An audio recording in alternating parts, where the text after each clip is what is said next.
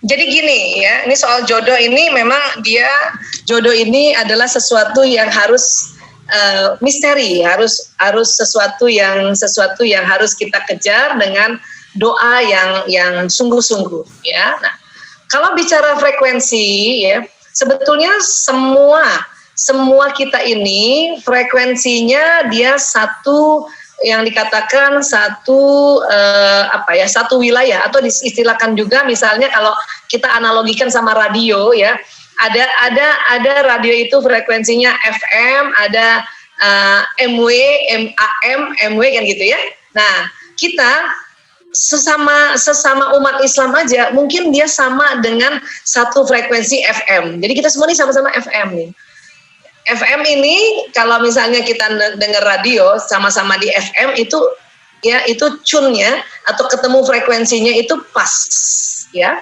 Nah, anak sama ibu dia sudahlah satu area frekuensi FM, gelombangnya sama. Misalnya ibunya 99,5, anaknya juga 99,5 FM. Itu persis kalau ibu sama anak. Suami dan istri ya, suami istri itu dia memang bisa satu area frekuensinya, yaitu sama-sama FM, tetapi dia tidak sama persis gelombangnya. Kalau ini dianalogikan ya, misalnya si istri 99,5, suami 99,8, dia beda 0,3 frekuensinya. Tapi kalau sama anak persis. Jodoh bagaimana jodoh Bu Aisyah? Jodoh juga begitu. Apalagi jodoh itu kalau baru ketemu ya, itu kan kita ada perasaan yang rasanya kayaknya ini soulmate aku ya. Sebetulnya rasa bahwa ini soulmate atau pasangan aku itu lebih kepada program yang ada di otak yang disebut program watak. Program watak. Saya orang yang damai, orang yang kalau bahasa kepribadian, psikologi kepribadian yang paling populer, saya ini orang pragmatis. Ya. Dulu, sewaktu saya niat, ya Allah, ya saya mohon ya Allah pertemukan jodohku waktu itu ya, tahun 90-an itu 90-91. Ya. Kemudian ya pada saat sudah doa seperti itu, otak saya mencari pasangannya. Pasangannya apa? Watak pragmatis atau watak damai ini punya pasangan selalu mencari yang koleris. Jadi saya pada saat lihat suami saya dulu nih sebelum menikah, itu otak dan kolbu saya deg-degan. Kenapa? Karena rupanya saya yang pragmatis, dia yang koleris, itu saling otak kita ini karena dia ada sinyalnya, dia saling menyapa.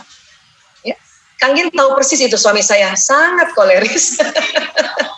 Dan kami tidak pacaran itu, kami waktu itu dijodohkan. Tapi karena walaupun dijodohkan, tapi karena watak kami ini ternyata bersoulmate atau berbelahan jiwa dengan calon suami waktu itu, dia jadi satu.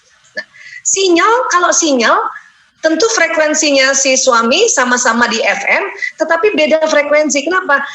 Suami saya, dia sama frekuensinya dia dengan ibunya.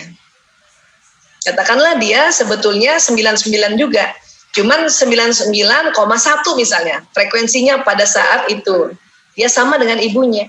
Tapi setelah kita menikah, kemudian ada ritual hubungan intim suami istri. Hubungan intim suami istri itu ternyata ya menyelaraskan frekuensi. Saya 99,5, suami 99,1 misalnya ya. Kami sudah 28 tahun berumah tangga. Artinya hubungan intimnya udah bertahun-tahun kan. Kemudian makan hampir sama, minum hampir sama, tidur ya sama-sama, ya senggol-senggolan kulit kita. Itu melakukan sebuah ya penyelarasan frekuensi. Jadi karena saya 99,5, beliau 9,1, karena selaras lama-lama ketemunya antara suami ini 99,8.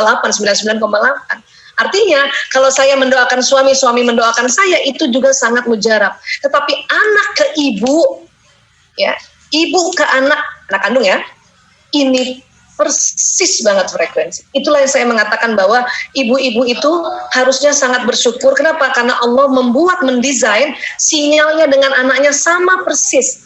Sehingga kalau ibunya berkata sesuatu lewat doa, itu cepat mujarab, makbul. Jangankan didoakan ya, ibunya berprasangka baik, itu terjadi langsung pada anak. Memang ibu tuh luar biasa ya. Ayah bagaimana? Ayah bisakah mendoakan anak? Bisa dong. Kenapa? Karena si ayahnya sudah satu frekuensi dengan ibunya kan, dia bisa. Tapi ibu lebih lagi.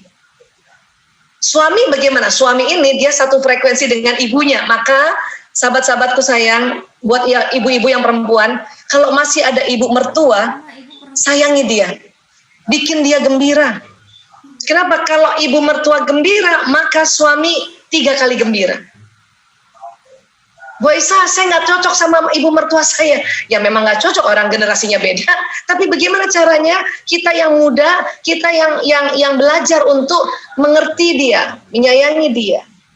Ya, itulah makanya mengapa dalam Islam ibunya suami perlu dihormati. Kenapa? Sinyal ibu suami sama dengan suami sinyal. Alhamdulillah, untung waktu itu saya sempat juga belajar ini, walaupun waktu itu ibu mertua saya masih ada. Saya belajar ilmu gini kan tahun 2000 tuh. Ya, ibu mertua saya masih ada, alhamdulillah, banget alhamdulillah. Ya, jadi sempat langsung, walaupun sebelumnya saya juga sudah sangat menghormati ibu mertua, tapi setelah tahu ilmu ini, kita tambah menghormati dan terus mendoakan ibu mertua, ya, terus menyayangi, ya itu suami jadi sangat-sangat sayang juga sama kita. Itu kuncinya sebetulnya. Ya, jadi sekali lagi teman-teman, pada saat teman-teman nanti sudah berdoa, ini masih jomblo ya, berdoa untuk bertemu jodoh, maka gelombang yang di otak tentang watak dia sudah mencari, ya, mencari.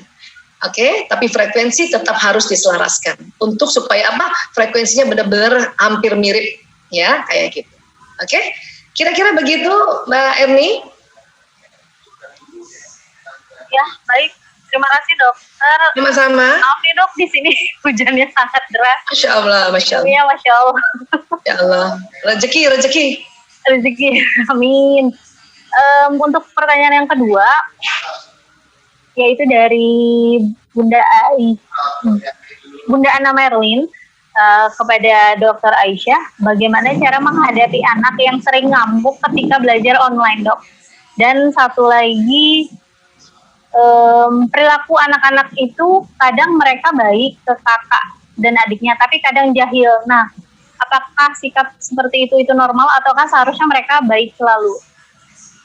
Ya, tadi Kang Gin sudah jelaskan dan sangat detail ya, dan sangat sistematis ya, bahwa pada saat kita melihat seseorang anak, pada saat dia daring dan kemudian dia kesel, sedih, marah dan sebagainya, ya kita bisa lihat kondisinya beberapa hal. Ya, satu, apakah dia ya lapar, apakah dia ngantuk, ya. Kemudian lihat juga wataknya, dia anak yang ekstrovert atau yang introvert. Kalau ekstrovert memang cepat ngamuk, karena selalu mau cepat, selalu mau buru-buru. Anaknya laki-laki apa perempuan? Laki-laki kalau sudah lapar, kita paksa dia untuk sebentar lagi nak, tanggung nak, nanti aja kita makannya. Ya, lihat lagi tuh, ya lihat lagi. Atau misalnya lagi kerjain PR, tinggal 2 soal. Anaknya bilang, bunda aku lapar. Terus bundanya bilang, sebentar nak, tanggung 2 lagi. Itu bisa ngamuk anak laki. Saya berpengalaman karena anak saya 4 laki-laki. Untung ada sedikit ilmu tentang bahwa laki-laki ini pantang ya nasehatin anak laki, pantang maksa anak laki belajar dalam keadaan dia lapar. Jadi sekarang kalau anak-anak, Bu, aku lapar, aku makan dulu baru kerjain tugas, ayo kita makan nak. Itu akan jauh lebih baik kalau buat anak laki-laki ya. Terus lihat lagi bagaimana bahasa kasihnya ya. Anak yang tantrum itu bisa jadi dia sudah kecapean, keletihan, kelaparan, dan memang juga temperamen wataknya. Dan satu lagi ya, baterai di otaknya itu, energi otaknya itu kosong ya, baterainya kosong. Nah, tapi lihat lagi nih, tantrumnya yang setiap hari apa bukan? Kalau yang setiap hari mungkin ada gangguan listrik di otaknya. Itu perlu dibawa ke dokter spesialis anak untuk dilihat. Apakah dia autism, apakah dia ADHD, ya, apakah dia ada loncatan seperti epilepsi dan sebagainya, ya, kalau setiap hari.